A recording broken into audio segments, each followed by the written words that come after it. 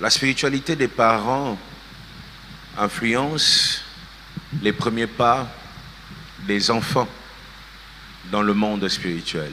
J'avais dit, si parent, tu as bien choisi ton église, tu as bien choisi ton Dieu, c'est déjà une sécurité que tu poses, que tu imposes dans les vies des enfants.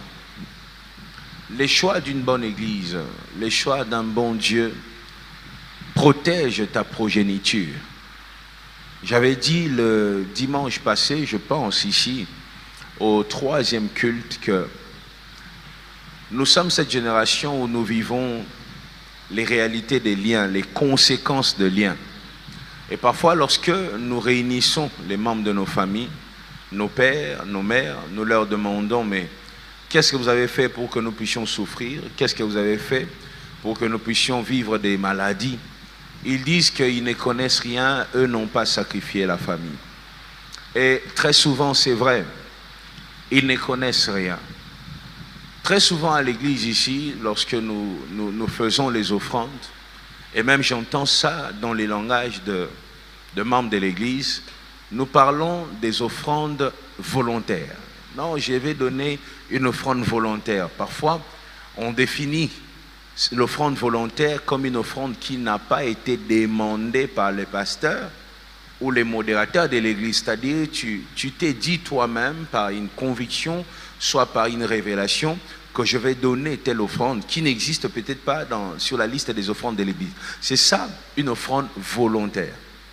Mais vous savez, volontaire n'est pas un mot biblique. Volontaire est un mot français, vous voyez, pour dire s'il existe des offrandes volontaires, ça veut aussi dire qu'il existe des offrandes involontaires. Vous voyez, je donne parce que je veux, c'est-à-dire ça peut arriver aussi, je donne sans le vouloir et même sans m'en rendre compte. Une personne qui démarre une relation avec un féticheur, avec un occultiste, et après une année, la personne commence à se sentir vidée des ressources, vidée de son intelligence, vidée de ses capacités. Et la personne commence à réfléchir, mais qu'est-ce qui s'est passé pour que je me retrouve aussi vidé? La réalité, c'est que en allant vers une mauvaise personne, cette personne a fait une offrande involontaire. Vous voyez ça? Les offrandes involontaires existent.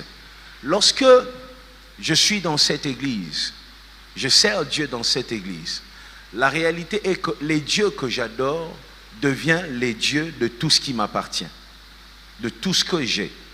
Mes biens lui appartiennent, cette église lui appartient, mes offrandes lui appartiennent, mes finances lui appartiennent. Vous voyez ça?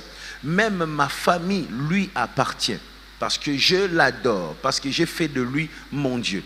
Lorsque tu choisis une divinité comme ton Seigneur et Sauveur, il devient les dieux de tout de toi, de tout ce que tu possèdes. Voilà pourquoi vous remarquez, la Bible dit, tu aimeras le Seigneur de tout ton cœur, de toutes tes forces, de toute ton âme. C'est-à-dire, tout de toi doit lui appartenir.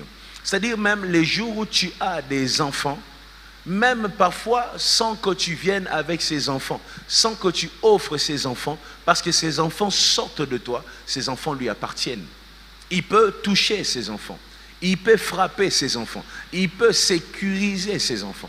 Voilà pourquoi le choix d'un bon Dieu est très important. Le choix d'une bonne église est très important. S'il faut parfois payer son transport, comme j'ai toujours dit, aller jusqu'à Maluku, parce que c'est n'est que là qu'il y a une bonne église, alors il faut le faire pour sécuriser ta progéniture. Mets ça dans ta tête et n'oublie pas, les choix de ton Dieu, les choix de ton église influencent sérieusement l'avenir de ta descendance, influencent sérieusement l'atmosphère spirituelle de ta descendance.